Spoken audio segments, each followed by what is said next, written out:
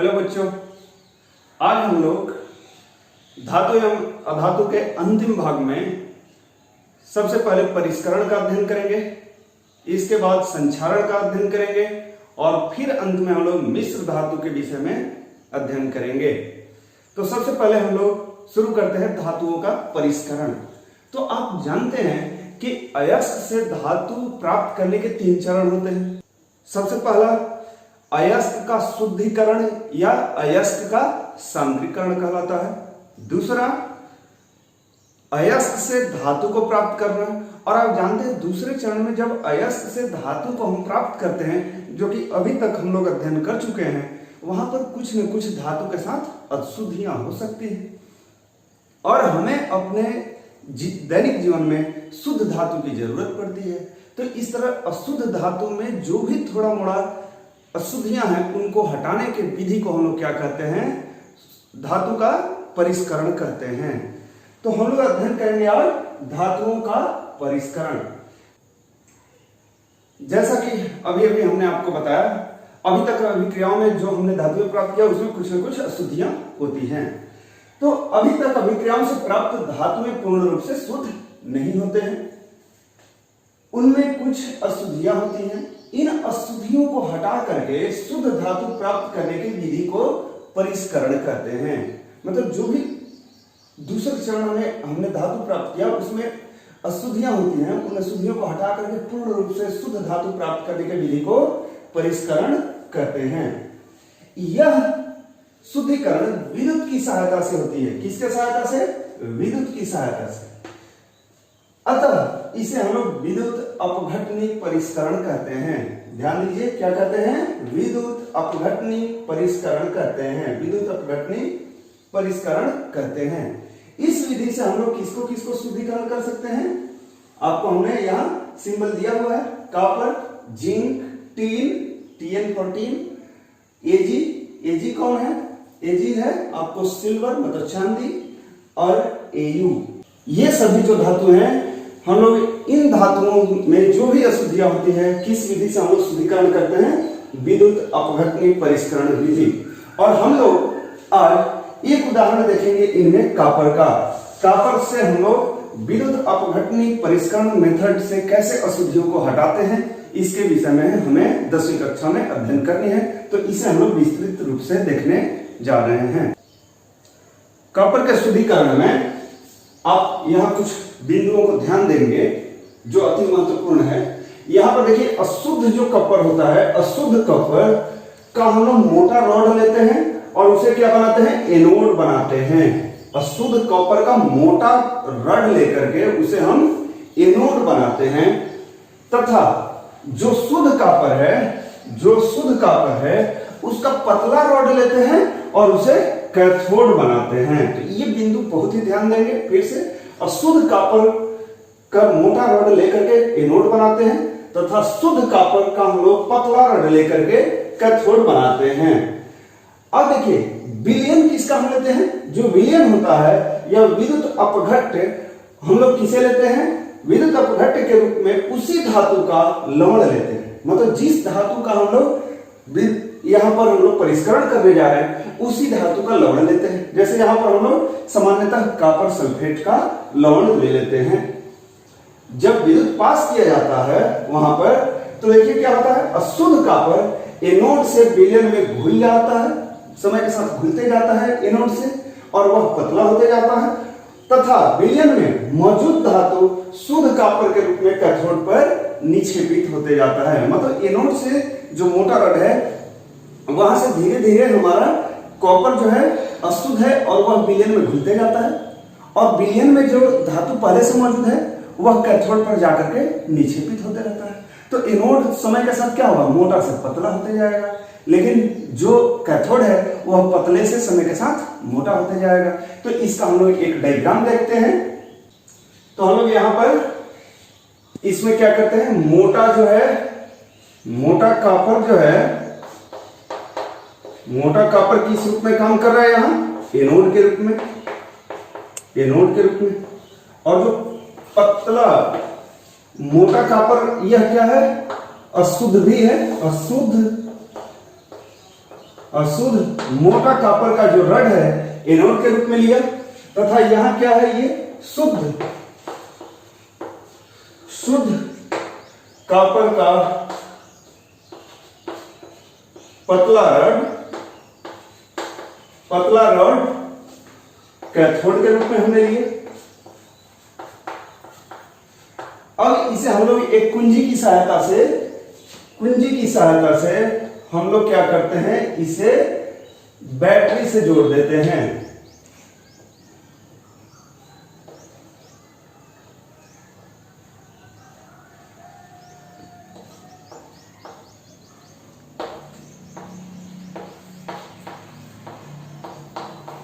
कुंजी हो गया और ये बैटरी हो गया।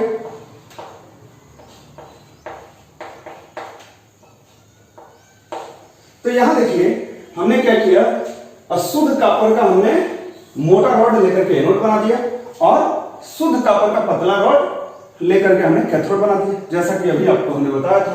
और यहां विलयन में किसको ले लिया हमने, कॉपर सल्फेट को ले लिया। विलयन के रूप में कॉपर सल्फेट का जलीय विलयन, मतलब एक्वस सॉल्यूशन हमने ले लिया, जलीय विलयन ले लिया। और यहां पर हमने स्विच लगा दिया। स्विच को हिंदी में कुंजी कहते हैं। जैसे आप लाइट को ऑन ऑफ करने के लिए स्विच को ऑन करते हैं फिर ऑफ करते हैं, तो उसी तरह हमने यहां स्विच ले लिया, मतलब कुंजी ले लिया और बैटरी से हमने कनेक्ट कर दिया। अब देखिए ये बैटरी का बड़ा वाला पार्ट क्या कहता है, पॉजिटिव टर्मिनल।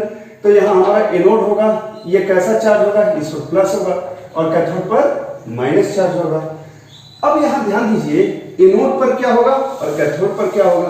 तो एनोड जो होता है, एनोड पर जो हमारा कॉपर सॉलिड है, मतलब ये मोटा वाला कॉपर, यह क्या करता है, कॉपर +2 में बदल करके विलयन में चला जाता है और 2 इलेक्ट्रॉन यहां से यह निकालता है। और कैथोड पर क्या होता है, कैथोड पर पहले से मौजूद, यहां विलयन में कॉपर सल्फेट का विलयन है, तो कॉपर +2 और सल्फेट -2 वहां मौजूद है। तो ये कॉपर +2 जो विलयन में है, मतलब कॉपर सल्फेट से यहां क्या है, कॉपर +2 और सल्फेट -2। सारे विलयन में कई सारे कॉपर +2 और सल्फेट के वहां आयन मौजूद हैं। तो ये कॉपर +2 जो इसने यहां 2 इलेक्ट्रॉन रिलीज किया, उसको इन्होंने ले लिया। जो यहां 2 इलेक्ट्रॉन निकला उनको ले लिया और ले करके क्या करता है, कॉपर सॉलिड के रूप में निक्षेपित हो जाता है। तो फिर से एक बार समझिए, एनोड पर समय के साथ कॉपर सॉलिड क्या करता है, यहां पर जो है 2 इलेक्ट्रॉन छोड़ करके कॉपर एक्वस के रूप में चला गया, विलयन में चला गया। और यही कॉपर जो एक्वस के रूप में है विलयन में ये जो कॉपर +2 एक्वस है, मतलब तांबा, कॉपर को हम लोग क्या कहते हैं, तांबा भी हिंदी में कहते हैं। तो ये जो कॉपर +2 है, ये 2 इलेक्ट्रॉन निकल करके कॉपर सॉलिड में चला गया। तो इस तरह समय के साथ यहां से कॉपर +2 के रूप में जा रहा है, तो ये धीरे धीरे समय के साथ क्या होगा, पतला होगा और ये समय के साथ धीरे धीरे मोटा होते जाएगा। तो यही हमने आपको बताया था कि अशुद्ध कॉपर एनोड से विलयन में घुलते जाता है और विलयन में मौजूद धातु शुद्ध कॉपर के रूप में कैथोड पर निक्षेपित होते जाता है। इस तरह समय के साथ एनोड पतला तथा कैथोड समय के साथ मोटा होते जाता है। और एक बात यहां और ध्यान दीजिए कि जो एनोड होता है उसके नीचे कुछ मड आ जाते हैं, पंख आ जाते हैं, मतलब कीचड़ आ जाते हैं, उसे हम लोग एनोड पंख कहते हैं, क्योंकि एनोड के नीचे है, इसलिए हम लोग इसे क्या कहते हैं, एनोड पंख कहते हैं। एनोड पंख महत्वपूर्ण क्यों है, क्योंकि कॉपर के साथ चांदी और सोना पाए जाने की संभावना होती है। तो एनोड पंख में चांदी और सोने मिलने की संभावना होती है, जो कि उनका मात्रा तो कम होगा लेकिन उनका प्राइस क्या है, उसका मूल्य क्या है, बहुत अधिक है। तो एनोड मड से कभी कभी उनको हम लोग निकाल सकते हैं अगर काफी सारे एनोड पंख हो जाए तो इस तरह से ये कॉपर का परिष्करण हुआ। तो आपको 10वीं में सिर्फ कॉपर का ही परिष्करण पढ़ना है और धातुओं का परिष्करण अभी नहीं देखना है। तो इसे आप अच्छे से समझ लीजिए, ये बहुत महत्वपूर्ण है। और इसमें सबसे इंपॉर्टेंट है कि एनोड किसे बनाते हैं और कैथोड किसे बनाते हैं। एनोड किसे बनाते हैं, हम लोग अशुद्ध कॉपर का मोटा रड एनोड बनाते हैं और शुद्ध धातु जो कॉपर का है उसका पतला रड हम लोग कैथोड के रूप में बनाते हैं। तो ये आपकी परीक्षाओं में बार बार पूछा जाता है, तो इसे आप ध्यान देंगे।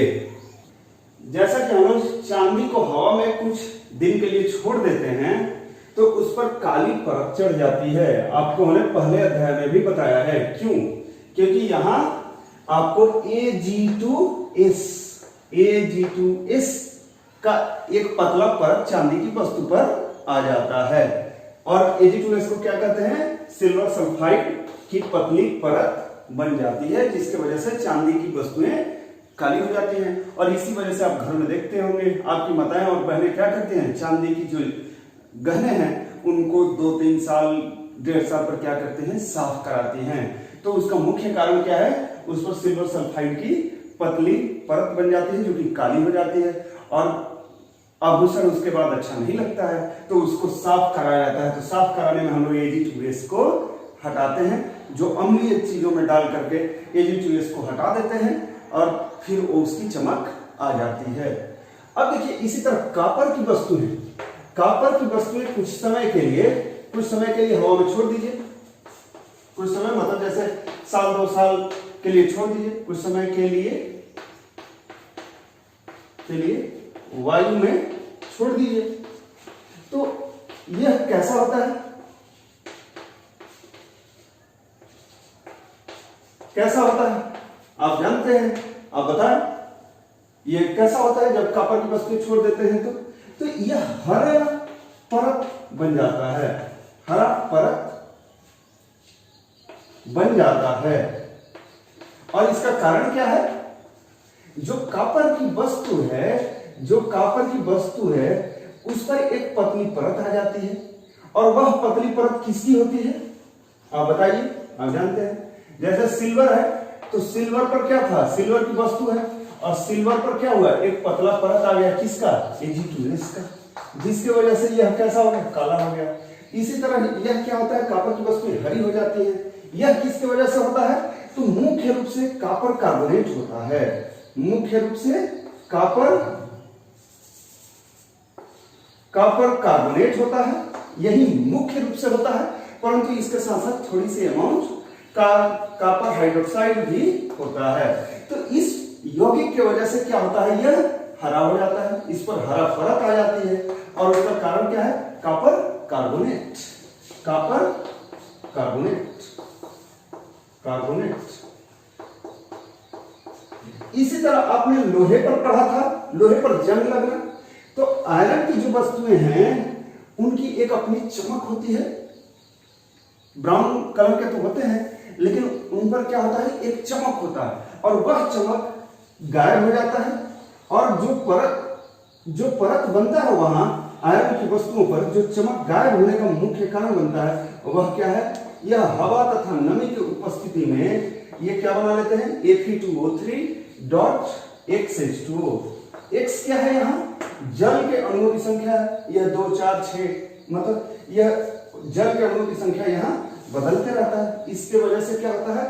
भूरे रंग का वहां परत चढ़ जाता है, भूरे रंग का परत चढ़ जाता है, जिसे हम लोग जंग कहते हैं। और आप जैसे आयरन की वस्तु समय के साथ उस पर पेंटिंग नहीं कीजिए तो देखते हैं अंगुली में अभी पतला परत भूरे रंग का लग जाता है उसको छूने पर। तो क्या होता है? आपको वो भूरे रंग का परत किसका होता है? Fe2O3X का होता है। तो ये यौगिकों को आप ध्यान देंगे, कई बार प्रतियोगी परीक्षाओं में पूछा जाता है। अब हम लोग यह देखेंगे कि जंग लगने के लिए क्या क्या जरूरी होता है। और जंग देखिए, संक्षारण एक सामान्य नाम हो गया जो किसी धातु पर यह उसका रंग उड़ जाए या उस पर अलग रंग आ जाए उसे हम लोग संक्षारण कहते हैं। लेकिन आयरन के केस में जो लोहा है, लोहा के केस में एक हम लोग अलग नाम दे देते हैं, जंग लगना। जंग लगना संक्षारण ही है, परंतु यह एक हम लोग लोहे के केस में स्पेशल नाम दे देते हैं। मुख्य रूप से यह किस में? लोहे के केस में ही हम लोग जंग लगना नाम देते हैं। तो अब हम लोग जंग लगने के विषय में विस्तृत अध्ययन करेंगे। तो जंग लगने में इसके लिए क्रियाकलाप देखते हैं। तो क्रियाकलाप के लिए हम लोग 3 परख नली सबसे पहले ले लेते हैं, ABC, और हम लोग 3 लोहे की कील ले लेते हैं, 3 या कुछ लोहे के कील ले लीजिए। यहां पर हम लोग इसमें क्या करते हैं? लोहे का कील डाल देते हैं, लोहे का कील हमने डाल दिया।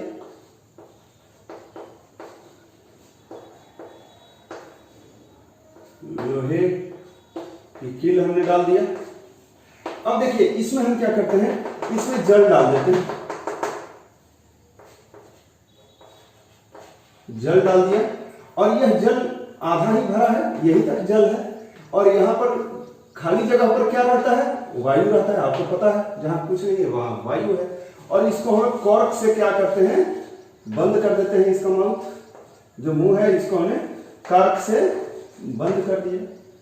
अब इसमें क्या करते हैं, हमने लोहे का कील यहां भी ले लिया, लोहे का कील हम लोग यहां भी ले लेते हैं। अब देखिए इसमें हम लोग पानी पूरा भर देते हैं, यहां तक हमने पानी भर दिया और उस पर हम क्या करते हैं, थोड़ा सा तेल डाल देते हैं। आप किरोसिन ले लीजिए या फिर आप सरसों का तेल डाल देते हैं। हम लोगों ने किरोसिन डाल दिया। अब देखिए किरोसिन लेने से यहां क्या होगा कि इसमें हवा पास नहीं कर पाएगा, तो यहां पर सिर्फ और सिर्फ क्या है, जल है। यहां पर सिर्फ और सिर्फ जल है, वायु यहां नहीं है। इस केस में हम क्या करते हैं, यहां पर हम लोग निर्जल कैल्शियम क्लोराइड ले लेते हैं, निर्जल कैल्शियम क्लोराइड। निर्जल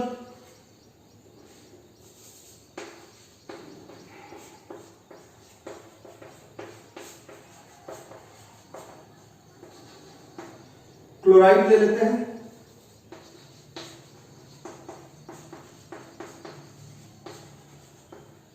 इसका मेन काम क्या होता है, शुष्कन कर्मक होता है, शुष्कन कर्मक होता है।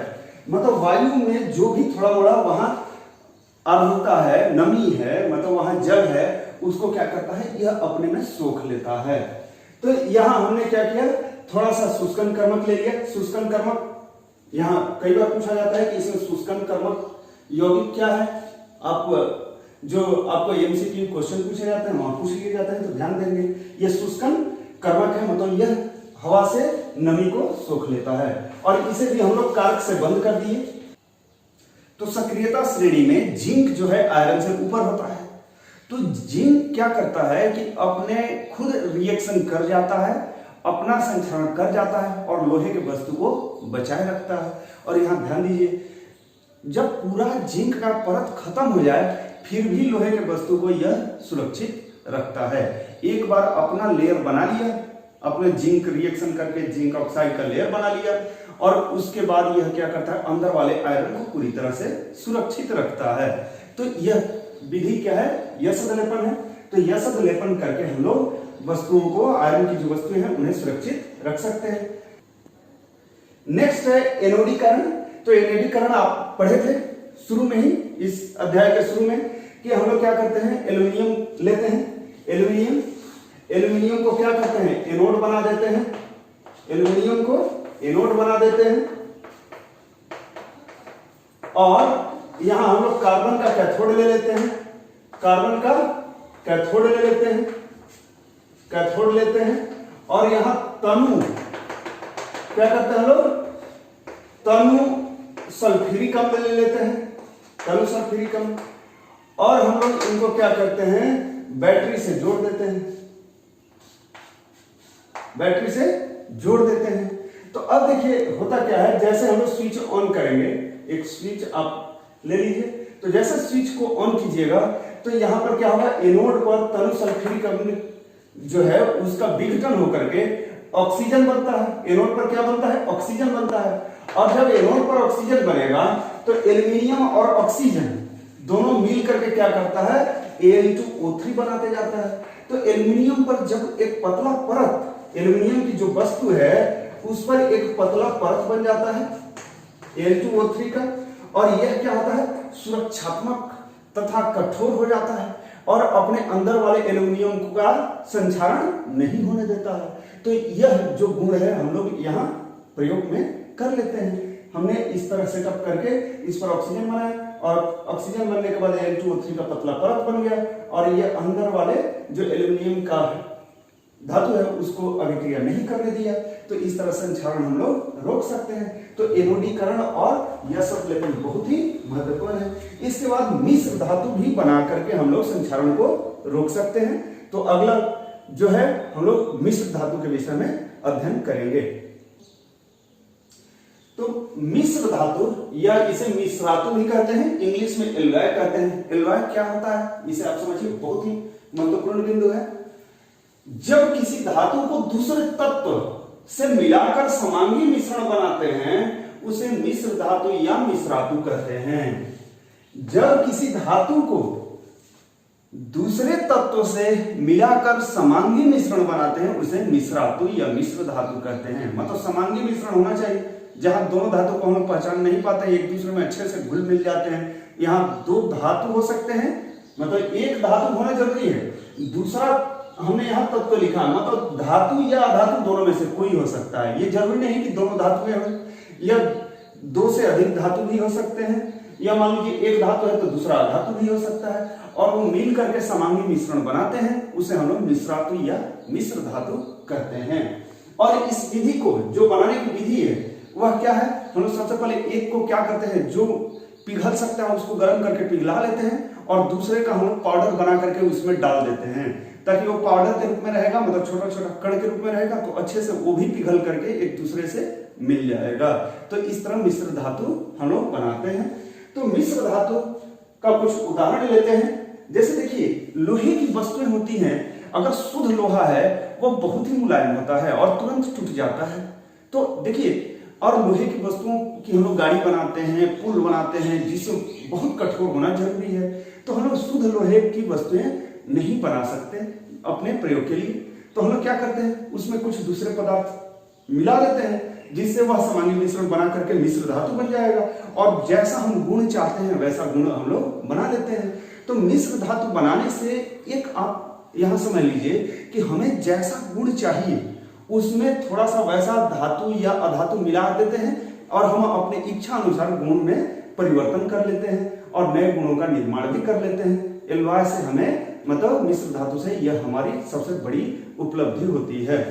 तो यहां देखिए, जैसे हम लोहे में कार्बन मिलाते हैं तो इस्पात बनता है, मतलब स्टील बनता है, और वो जल्दी खराब हो जाता है। परंतु अगर हम लोहे में निकेल और क्रोमियम का थोड़ा थोड़ा अमाउंट डाल दें तो स्टेनलेस स्टील बन जाता है, और यह वस्तु में आपको उस पर कोई धब्बे काफी समय तक नहीं पड़ता है। वर्षों तक हम लोग खाने के जो प्लेट होते हैं उसके रूप में, या खाना बनाने की वस्तुओं के रूप में स्टील का हम लोग प्रयोग करते रहते हैं, और उस पर कोई धब्बा, मतलब बिंदु नहीं पड़ती है।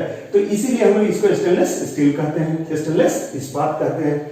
इसी तरह देखिए, कुछ महत्वपूर्ण है, और यह बार बार परीक्षाओं में पूछे जाते हैं, प्रतियोगी परीक्षाओं में भी बहुत महत्वपूर्ण है, अतः आप ध्यान देंगे।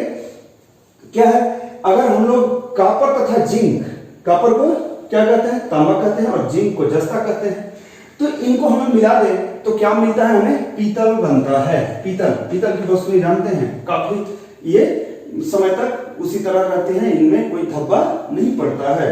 नेक्स्ट है कॉपर तथा टीन, इन्हें मिलाने से हमें क्या मिलता है, कांसा मिलता है, कांसा। ठीक है, और इनका हम लोग प्रयोग कांसे का कहां करते हैं, सिक्के बनाने में प्रयोग करते हैं। जो सिक्के होते हैं वो हमारे जीवन में काफी महत्वपूर्ण है, जहां भी हम सामान लेने देने जाते हैं सिक्कों का प्रयोग करते हैं। तो सिक्के जो होते हैं वो किससे बनते हैं, कांसे से बनते हैं, कॉपर तथा टीन से।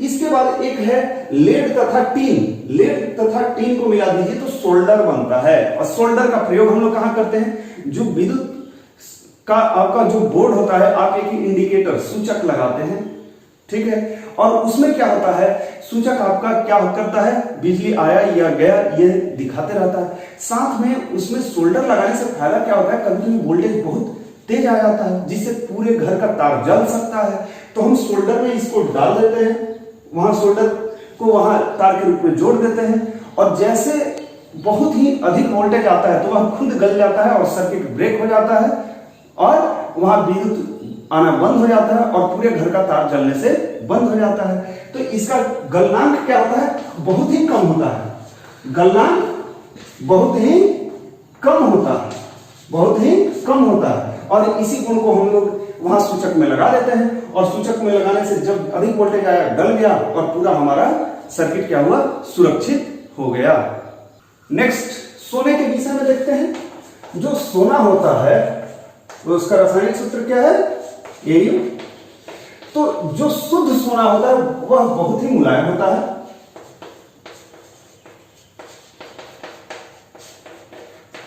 शुद्ध सोना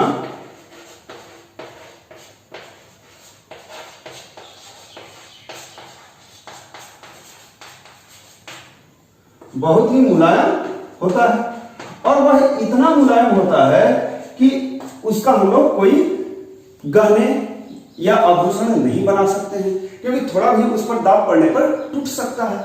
और जो सोना होता है उसके मापने की इकाई क्या है? कैरेट है। तो शुद्ध सोना कितने कैरेट का होता है? शुद्ध सोना 24 कैरेट का होता है, और यह इतना मुलायम होता है कि इसका हम लोग प्रयोग अपने दैनिक जीवन में आभूषण या गहने बनाने में प्रयोग नहीं कर सकते। तो इसमें हम लोग क्या करते हैं, हम लोग जो सोना है, सोने में दूसरे धातु मिला करके हम मिश्र धातु बना लेते हैं। जैसे सोने में हम लोग थोड़ा सा, थोड़ी मात्रा में कॉपर तथा चांदी को डाल देते हैं। कॉपर तथा चांदी मिलाकर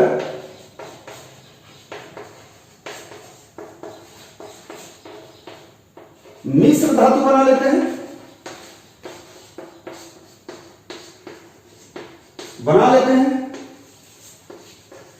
जो कठोर होता है,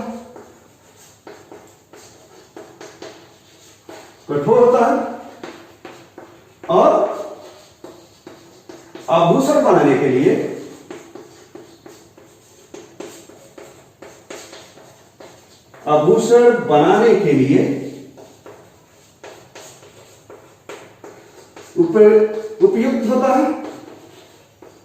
उपयुक्त होता है।